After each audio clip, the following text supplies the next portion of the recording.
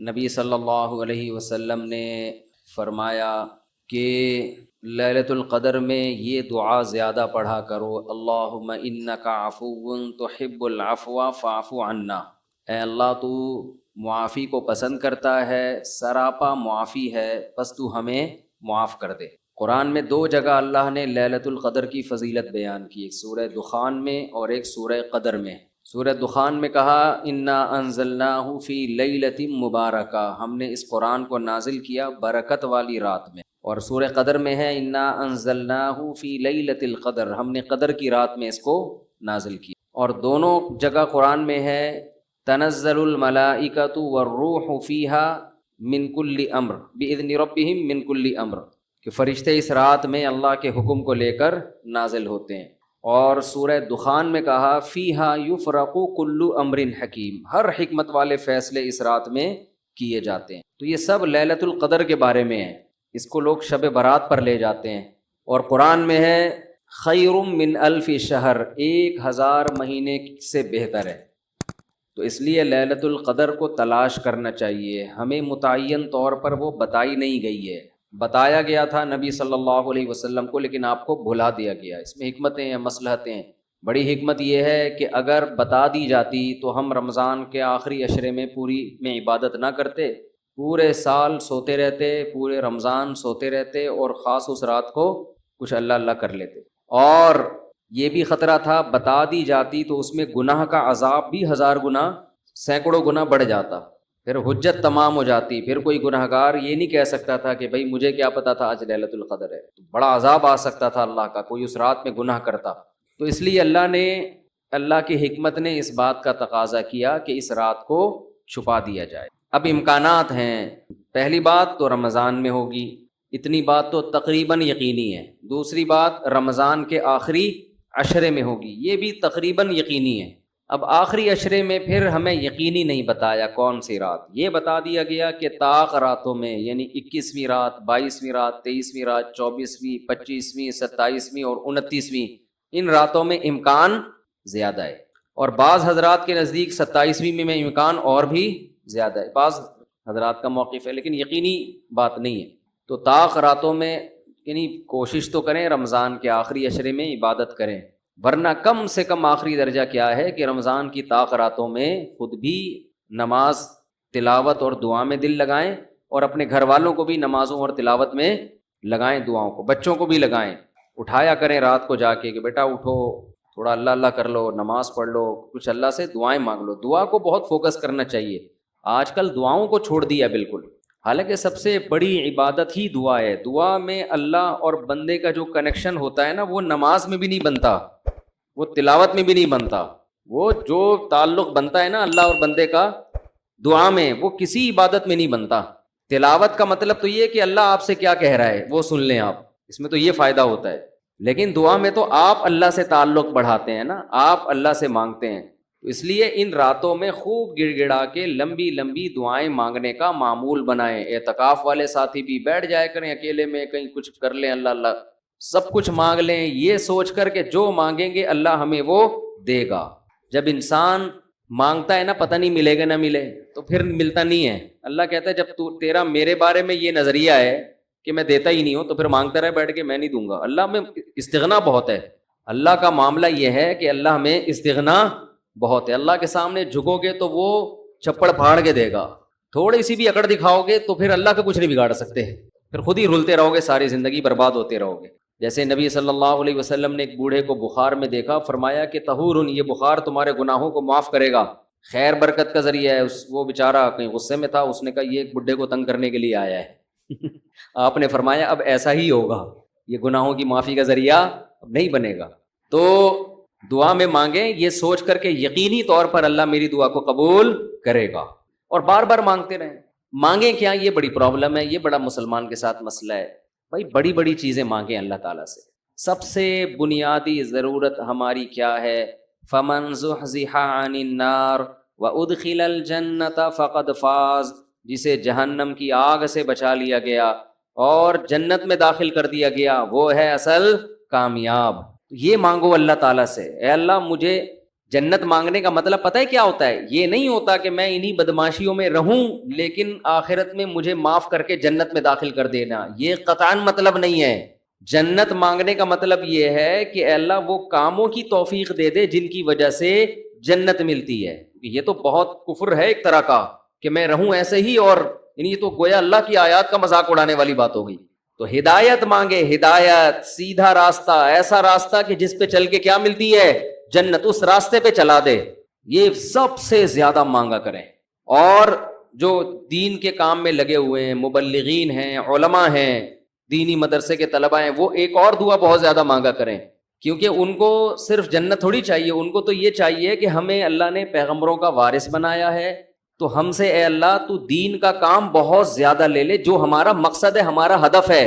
اگر ایک عالم کاروبار کامیاب کر کے چلا گیا تو یہ کون سا تیر مار لیا اس نے؟ یہ کوئی اس کا اصل کام تھوڑی تھا۔ ایک عالم شادی کر کے 4 شادیاں کی اور دھڑا دھڑ بچے پیدا کر کے دنیا سے چلا گیا، کام تو یہ بھی اچھا کیا اس نے، لیکن یہ اس کا اصل ہدف؟ یہ تو کوئی بھی کر سکتا ہے۔ یہ تو ابو ظہبی کے جو سابق بادشاہ تھے، ان کے میرے خیال ہے 100 کے قریب کہا جاتا ہے بیٹے تھے ان کے، دھڑا دھڑ شادیاں کی انہوں نے۔ وہ لوگ تو پھر طلاقیں دے دے کے بھی کرتے رہتے ہیں نا، عرب بادشاہ، انہیں کوئی نہیں پوچھتا کہ طلاق دے بھی دیں آپ، اور نہیں یہ گھر کا شروع کر دینا، پٹو گے بہت برے طریقے سے۔ ویسے بھی شریعت میں پسندیدہ کام نہیں ہے طلاق دینا، لیکن عرب لوگوں کے پاس پیسہ بہت ہے، وہ بھائی ایک بیوی کو طلاق دی ہے، بھائی بنگلہ دے دیا، وہ خوش ہوتی ہے، چل بھائی بنگلہ ملا، ایک اور شادی کی، تو ان کے ہو جاتے ہیں 100۔ تو عالم کا اصل کام کیا ہے؟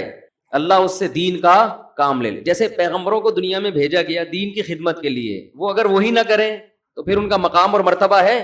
ظاہر ہے ان کا مقام کس لیے؟ دین کی خدمت۔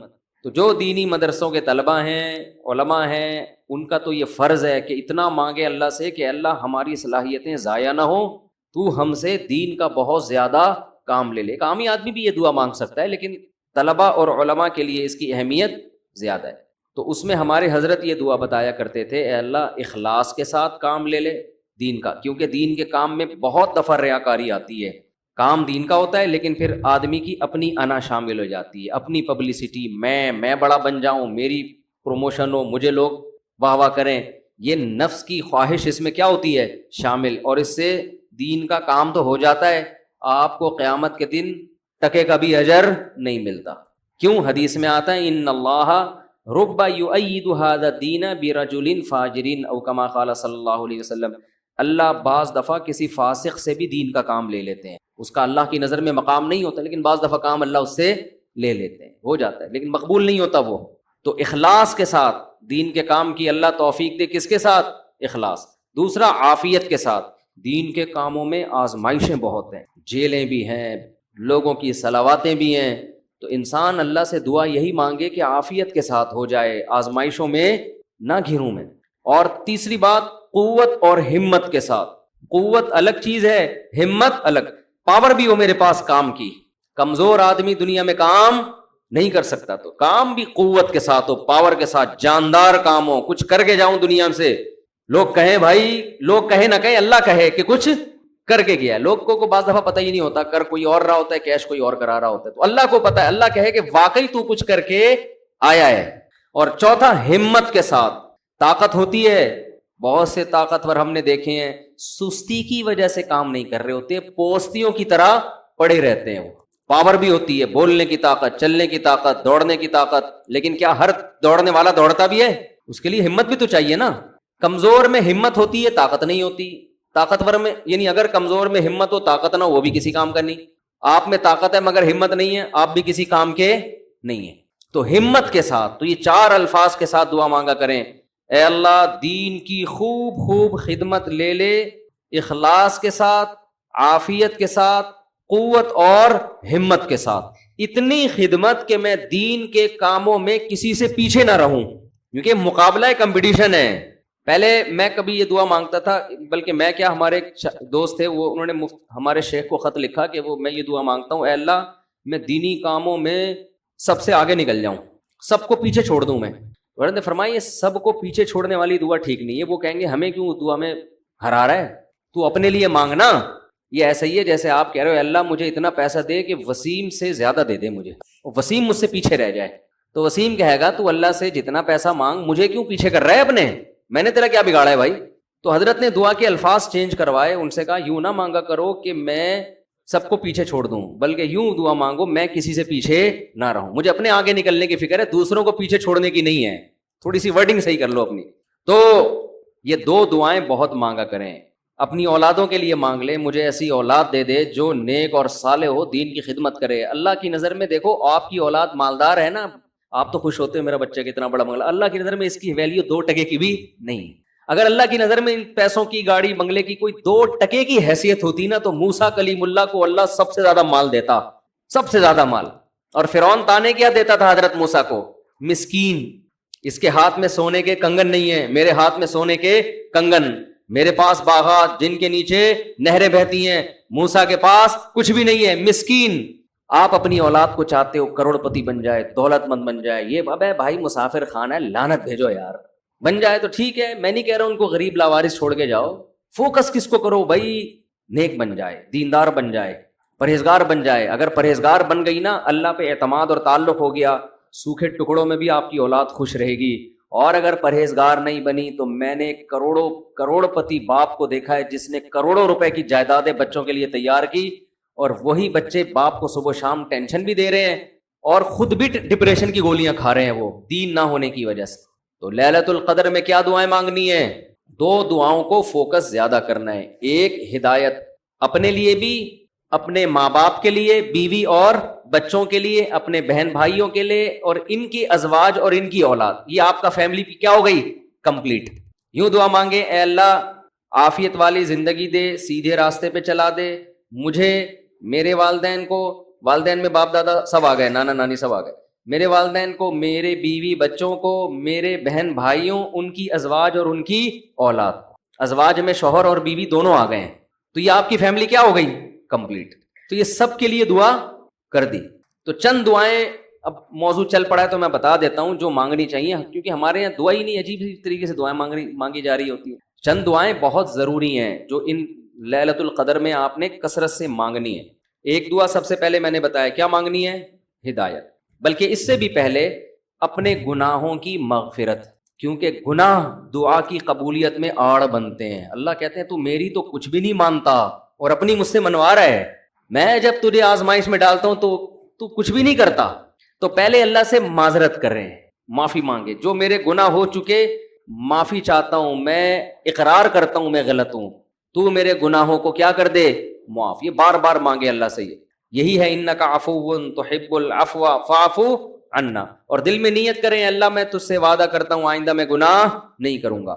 شیطان ایسے موقع پہ کہے گا ابے تو کر لے گا، تو کیوں جھوٹے وعدے کر رہا ہے؟ تو شیطان کو بولے تو اور میں جانوں اللہ جانے تجھے کباب میں ہڈی بن کے تجھے کیا تکلیف ہو رہی ہے۔ یہ شیطان نا ایسے موقع پہ یہ کرواتا ہے تاکہ منہ سے بات بھی اچھی نہ نکالو آپ۔ شیطان آئے گا اور کہے گا کہ بھائی تو دعائیں مانگ رہا ہے کہ تو میں دوبارہ نہیں کروں گا، تو نے کرنا تو ہے یہ کام دوبارہ، کیوں اپنے آپ کو دھوکہ دے رہا ہے؟ تو آپ شیطان سے کیا بولو؟ بھائی میرا معاملہ اللہ کا معاملہ، تیرے کو بیچ میں تکلیف کیا ہو رہی ہے؟ جیسے میں جب شادی کر رہا تھا تو لوگ محلے والے کہہ رہے تھے مفتی صاحب کو کیا ہو گیا، پھر تیسری شادی کر رہے ہیں؟ تو ایک صاحب نے کہا بھائی اپنے خرچے پہ کر رہے ہیں، لڑکی کے ابا راضی ہیں، تو آپ کو تکلیف کیا ہو رہی ہے؟ ان کے گھر والوں کو ہو تو سمجھ میں آتا ہے۔ تو یہی بات شیطان کو سمجھا دیا کرے، صحیح ہے، یہ وسوسے ڈالتا ہے شیطان عمل سے روکنے کے لیے۔ تو بھائی جب بعد میں خدا نخواستہ ہو گیا تو دوبارہ توبہ کر لیں گے۔ اب یہ تھوڑی کہ اگر ہونے کا خطرہ ہے تو ہم کوئی اچھا کام ہی نہ کریں، باقی اچھے عمل بھی چھوڑ دیں اس چکر میں کہ ہم سے تو گناہ ہو جاتا ہے تو اب ہم کیا، ہمیں کیا بھائی، ہو جاتا ہے تو جب ہوگا تو دیکھا جائے گا، ابھی تو نہیں ہو رہا نا، ابھی تو جذبہ ہے نہیں کریں گے بس۔ تو پہلے کیا کرنا ہے؟ گناہوں سے توبہ، اس کے بعد ہدایت کی دعا۔ سب سے بڑی ضرورت کیا ہے؟ سیدھے راستے پر چلنے کی توفیق، اس میں اپنے لیے، بیوی بچوں کے لیے، اپنے والدین اور بہن بھائی اور ان کی ازواج اور اولاد، یہ پورا بڑے بڑے رشتے کور ہو گئے اس میں، ٹھیک ہے نا۔ پھر تیسرے نمبر پر دین کی خدمت کی دعا کہ اللہ ہم سے دین کا بہت کام لے لے، کیونکہ علماء کے لیے تو سب سے بڑا کی فضیلت ہی یہی ہے کہ اللہ ان سے دین کی خدمت لے لے۔ وہ دنیا میں کاروبار کے لیے نہیں ہے، شادیوں کے تو ایک ضمنی چیز ہے، اس کے لیے شادیوں کو پروموٹ کرنے کے لیے ضرور ہے کیونکہ وہ بھی دین کا ایک حصہ ہے۔ تبھی ہمارے حضرت مفتی رشید احمد صاحب کہتے تھے علماء کو خود شادیاں نہ کرو، لوگوں کو ترغیب دو۔ لوگ کہتے تھے حضرت جب ترغیب کیسے دیں جب خود نہیں کرے گا؟ خود کرو گے تو دین کے کام کے قابل نہیں رہو گے، اتنے جھگڑے ہوں گے نا کہ بس اسی کام کے رہ جاؤ گے اور کسی کام کے نہیں رہو گے۔ البتہ یہ سنت ہے ضروری، تو لوگوں کو ترغیب دو، لیکن وہی بات ہے کہ ایسے ترغیب دیں لوگ کہیں گے خود کر نہیں رہا۔ تو اس لیے ہم نے کہا کہ آدھی بات آپ کی لیں گے، آدھی ہم اپنی لیں گے. ہم نے حضرت کی آدھی بات لی کہ لوگوں کو ترغیب دو، دوسری جو تھی نا خود نہیں کرو، یہ والی نہیں لی ہم نے. ٹھیک ہے نا، خود بھی کریں گے. ٹھیک ہے. تو دوسری دعا کیا کرنی ہے؟ اے اللہ دین کا کام مجھ سے بہت زیادہ لے لے. تاجر ہے وہ بھی دعا کر سکتے ہیں، دین کا کام لے لے، اللہ اس کے مال سے مدارس بنوا دے، مسجدیں بنوا دے، یتیم خانے کھلوا دے، تو کتنی بڑی بات ہے. چوتھی دعا عافیت کی. یہ نہ مانگا کرے اللہ مجھے مال و دولت دے دے، اے اللہ میری تنخواہ 2 کروڑ کروا دے. اس طرح کی دعائیں یہ جزیات ہیں، ہدف کو فوکس کرنا چاہیے. اللہم انی اسألک العفو والعافیہ، معافی چاہتا ہوں، عافیت والی زندگی، ٹینشنوں سے پاک زندگی چاہیے. اب وہ اللہ کی مرضی ہے، پیسہ دے کے ٹینشن سے پاک کر دے یا بغیر پیسے کے آپ کو ٹینشن فری بنا دے. عافیت چاہیے مجھے. فی الدین والدنیا والآخرہ، دین میں بھی عافیت، میرا دین بھی مصیبتوں سے محفوظ رہے، میری دنیا بھی اور آخرت بھی. وفی اہلی و مالی، میرے گھر بار بھی پریشانیوں سے محفوظ رہے، بیوی بچے بھی. و مالی، اور میرا مال بھی مصیبتوں سے محفوظ رہے. مالوں پہ ہلاکتیں آ جاتی ہیں، فیکٹریوں کو آگ لگ جاتی ہے. تو یہ بڑی جامع دعا ہے، سمجھتے ہو؟ اس کے بعد ایک دعا اللہ سے اور مانگ لو. شادی شدہ آدمی کے لیے گھر ایک بڑی ٹینشن ہوتا ہے نا. وہ کہہ سکتا ہے کہ میں اللہ سے مصیبت سے پناہ مانگ رہا ہوں، تو مصیبتیں تو میں نے گھر میں خود پالی ہوئی ہیں. شادی شدہ لوگ، بعض لوگوں کی یہ رائے ہوتی ہے. تو یوں دعا مانگو، ربنا ہب لنا من ازواجنا وذریاتنا قرۃ اعین، اے اللہ ہمیں ہماری ازواج یعنی بیویوں اور اولاد کی طرف سے آنکھوں کی ٹھنڈک. یہ دعا عورت بھی مانگ سکتی ہے کیونکہ زوج کا لفظ بیوی پر بھی اور شوہر پر بھی. آنکھوں کی ٹھنڈک دے، ان کو ہماری آنکھوں کی ٹھنڈک بنا دے. جب ہم گھر آئیں تو خوشی ہو، میری وائف بیٹھی ہوئی ہے ماشاءاللہ، میرے بچے بیٹھے ہوئے، خوشی ہو. یہ نہ ہو کہ جب گھر آئے تو پتہ چلا بیگم میکے گئی ہوئی ہے تو خوشی سے پاگل ہو جائے آدمی، جیسے کہ آج کل ہو رہا ہے. وہ ٹک ٹاک پہ آتے تھے نا پہلے، اب تو پتہ نہیں موقع ہی نہیں ملتا دیکھنے کا. وہ ایک آدمی کا دکھایا، اس کی بیوی میکے جا رہی ہے تو وہ بڑا پریشان نہ کہ یار جا رہی ہے، افسوس ہوا، اور ادھر منہ کر کے خوشی سے ناچ رہا ہے. ٹھیک ہے نا. تو یہ کنڈیشن نہ ہو. اے اللہ ہمارے گھر والوں کو اور اولاد کو ہمارے لیے آنکھوں کی ٹھنڈک. آنکھوں کی ٹھنڈک کا یہاں مطلب یہ ہے کہ ان کو نیک بنا دے. ان کو کیا بنا دے؟ نیک، شریف، شرفا. نماز روزے میں لگے ہوئے ہوں، گھر جاؤ تلاوت کا ماحول ہو، دعاؤں میں لگے ہوئے ہوں، تلاوت کر رہے ہوں. تو جس کی فطرت صحیح ہو اسے یہ عمل دیکھ کر اس کی آنکھیں کیا ہو جاتی ہیں؟ ٹھنڈی. اور اگر آپ گھر میں گئے، بیگم صاحبہ ڈرامہ دیکھ رہی ہیں، سین چل رہا ہے بڑا ٹائٹ قسم کا نا، اور بچے بھی پب جی پہ لگے ہوئے ہیں، فلمیں دیکھ رہے ہیں، میوزک سن رہے ہیں، خدا کی قسم اس سے آپ کی آنکھیں ٹھنڈی نہیں ہو. میں لوگوں سے کہتا ہوں اپنی بچی کو اسکارف پہناؤ، پراپر ڈریس پہناؤ، پھر دیکھو کتنی پیاری لگے گی آپ کو. اور آپ اس اسکارف جو ہے نا، اور اسکرٹ پہنا دو، سلیو لیس کپڑے پہنا دو، آپ کو وہ آنکھوں کی ٹھنڈک نہیں لگے گی. گھر کا ماحول دینی ہو، طہارت کا، نماز کا، تلاوت کا، معمولات کا. تبلیغ والے کروا دیتے ہیں، اپنی عورتوں کو تبلیغ میں وقت لگواؤ گے تو گھر میں یہ معمولات شروع ہو جائیں گے. تبلیغ میں بڑی جان ہے. بڑے بڑے لوگوں کو میں نے دیکھا ہے، بیگم کنٹرول میں تھی، تبلیغ میں لے گئے، صحیح ہو گئی، وہ گھر کا ماحول بن گیا. اور گھر کا ماحول عورت سے بنتا ہے، آدمی سے نہیں بنتا. تو آنکھوں کی ٹھنڈک بنا دے. وَجَعَلْنَا لِلْمُتَّقِينَ اماما، یہ اسی کی تفسیر ہے. اور ہمیں پرہیزگاروں کا امام بنا. یہ مطلب نہیں کہ اگلے الیکشن میں ہم جیت جائیں. پرہیزگاروں کا امام کا مطلب امام تو ہم ہیں ہی، ہمارے ماتحتوں کو پرہیزگار کر دے، اچھے لوگوں کے سربراہ ہوں ہم. تو بیوی بچے آپ کے ماتحت ہوتے ہیں نا، تو ہمیں ان کو کیا بنا دے؟ تو پرہیزگار بنا دے. تو یہ دعا بھی بہت امپورٹنٹ ہے. اللہ نے نیک لوگوں کی صفات میں یہ دعا بھی بیان کی ہے کہ وہ ہم سے یوں دعا مانگتے ہیں.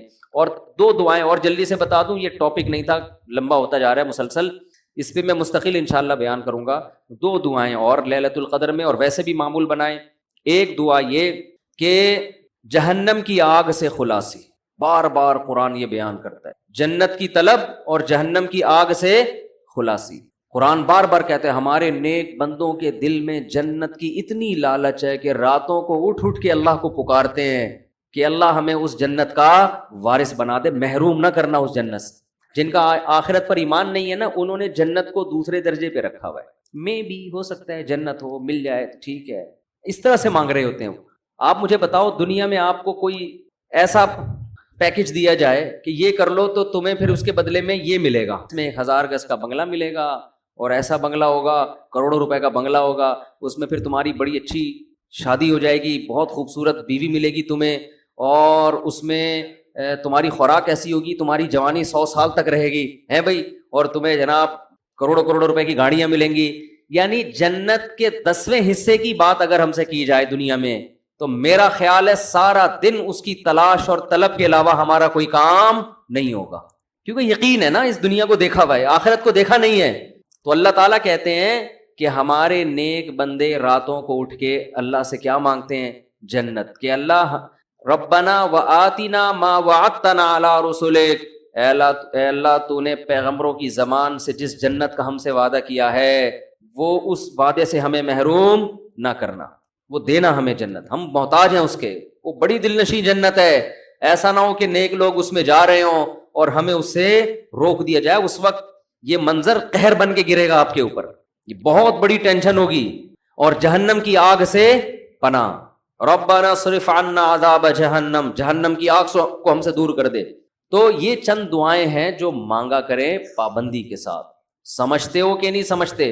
اور ایک آخری دعا، اگر آپ کے والدین دنیا سے جا چکے ہیں یا آباء و اجداد کوئی بھی جا چکے ہیں، ان کی مغفرت کی، ان کو بھولنا، جن میں والدین تو بہرحال وہ تو زندگی بھر نہیں بھولنا ان کو، جب مغفرت کی دعا تو سب سے پہلے اپنے والدین کے لیے الگ الگ مانگا کرو، باپ کے لیے الگ اور ماں کے لیے الگ، ہول سیل کے حساب سے نہ مانگا کرو۔ بعض لوگ ہول سے، یا اللہ جتنے بھی مرحومین دنیا سے جا چکے ہیں سب کی مغفرت فرما دے، تو مرحومین میں ابا بھی آ گئے، اماں بھی آ گئے، نانی بھی آ گئی، دادی سب ہول سے، دعاؤں میں ہول سیل نہیں چلتا، نام لے لے کے اس میں زیادہ خشوع و خضوع پیدا ہوتا ہے، سمجھتے ہو؟ اب ظاہر ہے سارے مرحومین کا تو نام لے نہیں سکتا نا، تو خود ہی مرحومین میں داخل ہو جائے گا تھوڑی دیر میں، تو چند اسپیسیفک مرحومین کا نام لے کے پھر ہول سیل کے حساب سے کہ جتنے دنیا سے مسلمان جا چکے ہیں اللہ مغفرت کرے، تو یہ کام ضرور کرنا چاہیے لیلۃ القدر میں۔ اور لیلۃ القدر میں مخصوص عبادت ثابت نہیں ہے، یہ جو چل رہا ہوتا ہے نا کہ پہلی رکعت میں یہ سورت پڑھیں، پھر یہ سورت پڑھیں، پھر یہ سورت پڑھیں، یہ سب چیزیں غیر ثابت ہیں، بدعت ہیں، ان سے اجتناب کریں، تمام دوائیں بچوں کی پہنچ سے دور رکھیں، تمام بدعتیں اپنی اور بچوں کی پہنچ سے دور رکھیں۔ تو لیلۃ القدر میں آپ سمپل نماز پڑھیں، زیادہ سے زیادہ دعا مانگیں، اور تسبیحات ہیں، تلاوت ہے، یہ کام کریں، سمجھتے ہو؟ دوسرا، جتھے نہ لگائیں لیلۃ القدر میں، اس کو بھی لوگوں نے ایک شو بنا لیا ہے، جتھے دوست احباب مسجدوں میں ٹوپیاں پہن کے جا رہے ہیں اور پھر بیٹھے ہوئے ہیں، گپے لگ رہی ہیں، ہاں ہلا گلا چل رہا ہے، پھر چلو جی جماعت سے نماز ہو رہی ہے، ٹھیک ہے جماعت سے نماز بھی پڑھ سکتے ہیں، لیکن تراویح میں تو بڑی جماعتیں جائز ہیں، تو ثابت ہے خلفائے راشدین سے، تہجد میں بڑی جماعت ثابت نہیں ہے، لہذا یہ بھی بدعت ہے۔ تراویح تو ثابت ہے نا، اس میں تو جتنے پوری مسجد بھر جائے، لیکن تہجد میں اس طرح تداعی کہ اتنے لوگوں کو اکٹھا کرنا کہ قاری صاحب تہجد پڑھا رہے ہیں سب لوگ آ جاؤ، یہ نبی سے ثابت نہیں ہے، جب ثابت نہیں ہے تو جائز بھی نہیں ہے۔ تو اس لیے تہجد میں اگر کسی نے جماعت پڑھنی ہے 2-3 سے زیادہ افراد کو اکٹھا بولو نہ کرے، تاکہ زیادہ تعداد نہ ہو جائے لوگوں کی، لیکن بہتر یہی ہے کہ اپنے طور پہ پڑھیں تہجد۔ تراویح ہو گئی جماعت کے ساتھ، باقی نوافل کیسے پڑھیں؟ انفرادی میں الگ اللہ سے تعلق بنتا ہے، جماعت میں الگ تعلق بنتا ہے، تو اس میں انفرادی کو فوکس کریں۔ تو کوئی مخصوص صورتیں پڑھنا، پہلی رکعت میں یہ، دوسری میں یہ بھی بدعت ہے۔ صلاۃ التسبیح کی جماعت بھی جائز نہیں ہے، سمجھتے ہو؟ صلاۃ التسبیح انفرادی طور پر تھوڑا سا اختلافی مسئلہ ہے، جمہور علماء کے نزدیک سنت ہے، بعض کچھ علماء ایسے بھی گزرے ہیں جو صلاۃ التسبیح کو نہیں سنت مانتے، وجہ اس کی یہ ہے کہ وہ کہتے ہیں اس بارے میں کوئی بھی صحیح حدیث موجود نہیں ہے، لیکن چونکہ روایات کی کثرت ہے اور کثرت سے جب روایات ہوتی ہیں تو درجہ حسن تک حدیث پہنچ جاتی ہے، اس بیس پر بہت سے علماء کی رائے یہی ہے کہ پڑھ لینی چاہیے۔ جو اختلافی مسئلہ ہو اس میں اگر کوئی بھی رائے رکھتا ہے تو اس میں شدت جائز نہیں ہے، سمجھتے ہو کہ نہیں سمجھتے؟ تو اچھا، میرا موقف چونکہ یہ والا ہے جو ابن تیمیہ رحمہ اللہ کا موقف تھا، تو میں کیا، میری اوقات کیا، بعض بڑے علماء کا بھی وہی موقف ہے، تو اس لیے تو میں بھی اسی موقف کو مانتا ہوں، لیکن کوئی فتویٰ میں یہی دیتا ہوں جو جمہور کا ہے کہ بھائی ٹھیک ہے، جو مفتہ بھی قول تو یہی ہے کہ پڑھ لینا چاہیے۔ عبداللہ بن مبارک، علامہ ناصر الدین البانی رحمہ اللہ نے اس مسئلے میں عبداللہ بن مبارک کی تقلید کی ہے، ان کی نظر میں بھی اس بارے میں کوئی حدیث صحیح نہیں ہے، لیکن چونکہ عبداللہ بن مبارک سے اس کی سنیت منقول ہے تو انہوں نے اس مسئلے میں تقلید کی ہے، کس کی؟ عبداللہ ابن مبارک کی، کہ اتنے بڑے آدمی پڑھتے تھے تو ٹھیک ہے۔ تو خیر کہاں سے لمبی بات چلی گئی، تو لیلۃ القدر میں دعائیں مانگنی ہیں اور گناہوں سے معافی، تو گناہوں سے معافی میں گناہ دماغ میں ہوں گے تو معافی مانگے گا نا، تو پہلے اپنے گناہوں کے بارے میں سوچنا بھی ہے کہ میرے اندر خرابیاں ہیں کیا۔ تو دیر آر 2 types of خرابیز، خرابیوں کی کتنی قسمیں ہیں؟ 2، ایک اللہ سے معاملہ ٹھیک نہیں ہے، ایک اللہ کے بندوں سے۔ تو اللہ سے جو معاملہ ٹھیک نہیں ہے، فرض نماز آپ کے ذمے، روزے آپ قضا کر رہے ہیں، بد نظری کر رہے ہیں، سود کھا رہے ہیں، زنا کر رہے ہیں، انٹرنیٹ پر فحش فلمیں دیکھ رہے ہیں، داڑھی کاٹ رہے ہیں اور ازار ٹخنوں سے نیچے رکھتے ہیں اور زکوٰۃ نہیں دیتے، یہ سب کس کے حقوق ہیں؟ اللہ کے۔ حج نہیں کیا، فرض ہوا ہے آپ کے اوپر، اور مخلوق کے حقوق کیا ہیں؟ سب سے پہلے دیکھنا ہے وراثت تو پھوڑ پھاڑ کے نہیں بیٹھا ہوا میں کہیں، ابا کا انتقال ہو گیا ایسا تو نہیں میں کسی کا حصہ کھا رہا ہوں، بہن کے حقوق میں آتا ہے نا، وراثت پھوڑ پھاڑ کے بیٹھا ہوا ہے تو بھائی سب سے پہلے بہن کی وراثت اس کے حوالے۔ بڑا بھائی ہے تو چھوٹے بھائیوں کا حق تو نہیں کھا رہا، سمجھتے ہو؟ تو مخلوق میں سب سے پہلے مالی حقوق ہیں، پھر دیکھو قطع رحمی تو نہیں کی ہوئی، ایسا تو نہیں کوئی قریبی رشتہ دار ہو جس کو پورے سال آپ پوچھنے کی توفیق ہی نہیں ملتی، تو قریبی رشتہ داروں کو منا لو، تھوڑا سا ہیلو ہائے کر لو، سلام دعا کر لو ان سے، کیا جا رہا ہے اس میں؟ تو یہ موٹے موٹے رشتہ داروں کے حقوق یہ سوچ کے اللہ سے توبہ کر لو اور وہ حقوق ادا کر لو۔ پھر لیلۃ القدر بنے گی، جس طرح سے آج کل لیلۃ القدر منائی جا رہی ہے نا، حالانکہ وہ منانے کی چیز نہیں ہے، لیکن جس طرح سے منائی جا رہی ہے اس طرح تو بھائی ہزاروں لیلۃ القدر آ جائیں تو کیا فائدہ، تھوڑی بہت عبادت کا ثواب تو مل جائے گا، لیکن جو فضیلت ہے، گناہوں سے توبہ کی توفیق، اور اللہ تعالیٰ فیصلے کرتے ہیں پورے سال، تو جب جو وراثت کھانے کا ارادہ کر کے بیٹھا ہوا اس کے لیے کیا فیصلے ہوں گے پورے سال، خود سوچ لو آپ۔ تو یہ تھوڑا لیلۃ القدر کے حوالے سے کچھ باتیں تھیں، اللہ عمل کی توفیق دے۔ کیونکہ نبی صلی اللہ علیہ وسلم نے رمضان میں جتنے اہتمام سے رمضان کے روزے کو بیان کیا، اتنے ہی اہتمام سے قیام اللیل بیان کیا، اور رمضان کا خاص قیام اللیل وہ تراویح ہے جو نبی نے 3 دن پڑھ کے چھوڑی، لیکن پھر صحابہ نے اس کو زندہ کیا، تو وہ بھی رمضان کے ساتھ خاص ہے، کیونکہ یہ نماز رمضان کے علاوہ نہیں ہوتی اس کیفیت کے ساتھ، تو یہ کیفیت کے ساتھ جو خاص نماز ہو رہی ہے جس کو محدثین نے نام بھی الگ دیا، تو یہ رمضان ہی کی خاصیت ہے۔ یہی وجہ ہے کہ رمضان عید کا چاند نظر آتے ہی تراویح ختم ہو جاتی ہے، جہاں تھی وہیں اسٹاپ کرنی پڑتی ہے آپ کو، تو یہ رمضان کی خاصیت ہے، تو اس کی بہت فضیلت ہے، تو دن میں روزہ رکھا کریں اور رات کو تراویح کا اہتمام کریں۔ باقی اور بھی بہت سارے اعمال ہیں رمضان میں کرنے کے، نبی صلی اللہ علیہ وسلم صحیح حدیث میں ہے کہ آپ رمضان میں سخاوت کا دریا بن جایا کرتے تھے، کیونکہ ہر نیکی کا ثواب بہت زیادہ بڑھ جاتا ہے، تو رمضان میں صدقہ خیرات بھی زیادہ کرنا چاہیے۔ سحری کے وقت میں اختلاف، عوام کیا کرے؟ سحری کے وقت میں اختلاف کے بارے میں رہنمائی فرمائیں، عوام اس اختلاف میں کیا کرے؟ جی ہاں، سحری کے وقت میں یہ اختلاف ہے کہ 18 ڈگری پہ سحری کا وقت ختم ہوتا ہے یا 15 ڈگری جب سورج آ جاتا ہے۔ ہمارے شیخ حضرت مفتی رشید احمد صاحب رودھیانوی رحمۃ اللہ علیہ رحمہ اللہ تعالیٰ فلکیات کے بہت ایکسپرٹ تھے، ماہر تھے، ان کی رائے یہ تھی کہ 15 ڈگری پہ جب سورج آتا ہے تو سحری کا وقت ختم ہوتا ہے، اور وہ آج کل جو نقشے چل رہے ہیں نا اس سے تقریباً 15-20 منٹ کے بعد وہ ٹائم شروع ہوتا ہے، لہذا اگر عام نقشوں میں ٹائم لکھا ہوا ہے کہ جی 5:40 پر لکھا ہے سحری کا ٹائم بند ہو رہا ہے، تو مفتی رشید احمد صاحب رحمہ اللہ تعالیٰ نے جو نقشے چھاپے ہیں ان کے مطابق وہ 5:40 کے بجائے 5:50 یا 55 ہوگا، 5:55 چل رہا ہے میرا خیال ہے۔ تو یہ 15 سے 20 منٹ کا اختلاف انڈیا پاکستان میں، لیکن جب آپ ناروے یا ان ملکوں کی طرف جاتے ہیں، یورپ کی طرف، تو یہ ٹائم اور زیادہ بڑھ جاتا ہے، یہ اختلاف کا جو ٹائم ہے۔ لیکن دارالعلوم کورنگی اور بنوری ٹاؤن وغیرہ کی رائے یہ ہے کہ 18 درجے پہ جب سورج ہوتا ہے تو پھر سحری کا وقت ختم ہوتا ہے، اور اس کے مطابق جو نقشے آج کل چھپے ہوئے ہیں وہ اسی کے مطابق چھپے ہوئے ہیں، وہ ٹائم ذرا جلدی ختم ہو جاتا ہے۔ اب یہ اختلاف ہے، تو اس میں اگر آپ مجھ سے پوچھتے ہیں کہ صحیح قول کیا ہے، تو صحیح قول ہماری رائے میں مفتی رشید احمد صاحب کا قول صحیح ہے۔ وجہ اس کی یہ کہ وہ مشاہدے پر مبنی ہے، آپ نیوٹرل ہو کے اگر مشاہدہ کریں، یعنی نقشوں کو دائیں طرف رکھیں آپ، اور کسی سے کچھ بھی نہ سنیں آپ، کیونکہ آپ کسی کو ساتھ لے کے جائیں گے نا تو وہ پھر آپ کو نیوٹرل رہنے نہیں دے گا، کسی بھی قول والے کو لے جائیں گے وہ نیوٹرل نہیں رہنے دے گا آپ کو، آپ نے بالکل نیوٹرل ہو کے آپ چلے جائیں کسی ایسے گاؤں دیہات میں جہاں مطلع صاف ہو، اور آپ دیکھیں صبح صادق کا ٹائم خود دیکھیں، کسی بوڑھے کو لے جائیں جو صبح صادق دیکھ کے بتاتا ہو کہ صبح صادق کب ہو رہی ہے اور صبح کاذب کب ہو رہی ہے، اس کو یہ ان اختلافات کا نہ پتا ہو، بالکل نیوٹرل آدمی کو آپ لے کے جائیں تو، اور وہ مشرق کی طرف دیکھے تو ایک روشنی پہلے جو ہے وہ ایسے لمبی عمود میں آئے گی، یہ صبح کاذب کہلاتی ہے، جھوٹی صبح، اور پھر ایک روشنی ایسے عمود میں پھیلنا شروع ہوگی جس کے بعد پھر روشنی ہی روشنی پھیلتی چلی جاتی ہے، یہ ہے صبح صادق۔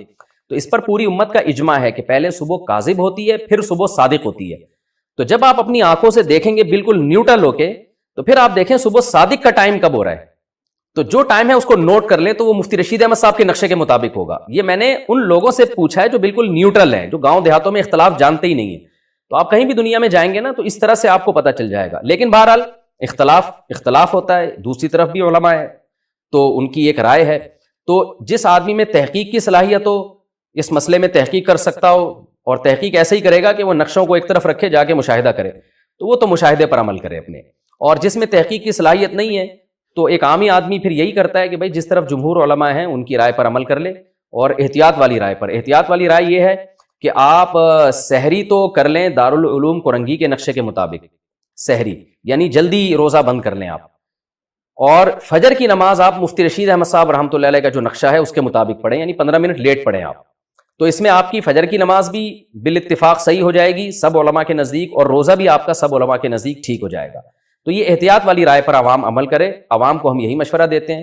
باقی میرا اپنا معمول اور جو مفتی رشید احمد صاحب کا معمول تھا اور جامعۃ الرشید کے بہت سے جو ماہر فلکیات ہیں ان کا معمول یہی ہے کہ وہ رمضان کا روزہ بھی مفتی رشید احمد صاحب رحمۃ اللہ علیہ کے نقشے کے مطابق رکھتے ہیں، کیونکہ اس رائے پر ان کو 100% اطمینان ہے. لیکن بہرحال اختلافی مسئلوں میں انسان اپنی رائے مسلط نہیں کر سکتا، اور خاص طور پر عوام میں. تو میرا یہ معمول گھر کے اندر تو ہے، لیکن میں پبلک پلیسز میں مفتی رشید احمد صاحب کی رائے پر عمل نہیں کرتا. پبلک پلیسز میں کہیں بیٹھے ہوں یا کہیں رشتہ دار آئے ہوں، مہمان ہوں، تو پھر جس ٹائم پہ سب سحری بند کر رہے ہیں ہم بھی اسی ٹائم پہ بند کرتے ہیں، تاکہ خام خامے کوئی جھگڑا نہ ہو، کوئی لوگوں کو اشکالات نہ ہو. ایسا نہ ہو کہ میں دیر تک کھا رہا ہوں تو لوگ پوچھیں مفتی صاحب سحری کا وقت ختم ہو گیا، ابھی آپ 15 منٹ بعد کس خوشی میں کھا رہے ہو؟ ان کو کون سمجھائے گا؟ تو ایک لوگوں میں ایک کنفیوژن پیدا ہوتی ہے، اختلاف پیدا ہوتا ہے، جھگڑے پیدا ہوتے ہیں. ایسا کام نہیں کرنا چاہیے جس سے لوگوں میں ایک اختلاف پیدا ہو. تو اس وقت ہم اپنی رائے چھوڑ دیتے ہیں، ہم کہتے ہیں کوئی بات نہیں، کوئی دیر تک کھانا فرض تو ہے نہیں. تو میں اعتکاف میں بھی کبھی بیٹھا ہوں، تو جس ٹائم پہ سارے اعتکاف والے جو دارالعلوم کرنگی کی رائے پر عمل کر رہے ہوتے ہیں تو ہم بھی اسی رائے پر عمل کرتے ہیں. البتہ نماز میں جلدی نہیں پڑھتا، اگر وہ پہلے ہو رہی ہے تو میں اپنی نماز میں بہرحال بعد نہیں پڑھتا ہوں، کیونکہ اس میں بہرحال احتیاط کا تقاضا یہی ہے کہ وہ دیر سے پڑھی جائے تاکہ بالاتفاق نماز ہماری صحیح ہو جائے. البتہ جب میں گھر میں روزہ رکھتا ہوں، سحری کرتا ہوں، تو چونکہ مجھے حضرت مفتی رشید احمد صاحب کی رائے پر 100% اطمینان ہے تو پھر میں انہی کے نقشے پر عمل کرتا ہوں. لیکن پبلک میں ایسا نہیں کرتا میں. اور آپ کو بھی مشورہ دے رہا ہوں، اگر کسی کو مفتی رشید احمد صاحب کی رائے پر 100% اطمینان ہو بھی جائے تو عوام میں ایک نئی جنگ نہ چھیڑے. وہ یہ بہت غلط حرکت ہوتی ہے کہ آپ کی ایک رائے بن گئی اور آپ سب پہ اس کو زبردستی تھوپنا شروع کر دیں اور عوام میں ایک اختلاف پیدا کرنا شروع کر دیں. عوام کے لیے اتنا کافی ہے کہ جس عالم پر اعتماد ہو اس کی رائے پر عمل کریں. تو اگر بنوری ٹاؤن دارالعلوم کرنگی کی رائے پر عمل کرتے ہیں تو آخرت میں نجات کے لیے ان کے لیے کافی ہے، کیونکہ بہرحال ایک ریلائبل ادارے ہیں اور ان کے بھی علماء اہل حق ہیں. تو اختلافی مسائل میں یہی ہے. اور بھی دیکھیں نا، امام شافعی کا کسی مسئلے میں اختلاف، امام حنیفہ ایک طرف، امام شافعی ایک طرف. تو جو ان اختلافی مسائل میں کرتے ہیں یہاں بھی وہی کر لینا چاہیے کہ آپ کو جس رائے پر اعتماد و عمل کریں، دوسرے پر نکیر نہ کریں، آپ اس کو برا بلا نہ کہیں. تو سب سے بہتر عوام کے لیے احتیاط والی رائے ہے کہ سحری دارالعلوم کرنگی کے نقشے کے مطابق بند کریں اور نماز مفتی رشید احمد صاحب رحمۃ اللہ علیہ کے نقشے کے مطابق پڑھیں. اچھا، یہ مفتی رشید احمد صاحب رحمہ اللہ کی جو رائے ہے یہ ان کی اکیلے کی نہیں ہے، دنیا میں اور بڑے بڑے ماہر فلکیات ہیں جو اسی رائے کے قائل ہیں. اور موبائل میں اپلیکیشن میں بھی ایسا ہے کہ آپ جب نارتھ امریکہ کے ادارے کی جو تحقیق ہے صبح صادق کی، وہ جب اپنے موبائل میں ڈاؤن لوڈ کریں گے تو وہ مفتی رشید احمد صاحب رحمۃ اللہ علیہ کی رائے والی رائے ہی کو وہاں کے سائنٹسٹ فالو کرتے ہیں. کراچی یونیورسٹی میں بھی بہت سے ایسے سائنٹسٹ ہیں جو فلکیات کے ماہر ہیں، وہ بھی مفتی رشید احمد صاحب رحمۃ اللہ علیہ کی رائے کو اس بارے میں صحیح قرار دیتے ہیں. بہرحال اختلاف ہے تو احتیاط پر عمل کریں، زیادہ بہتر ہے.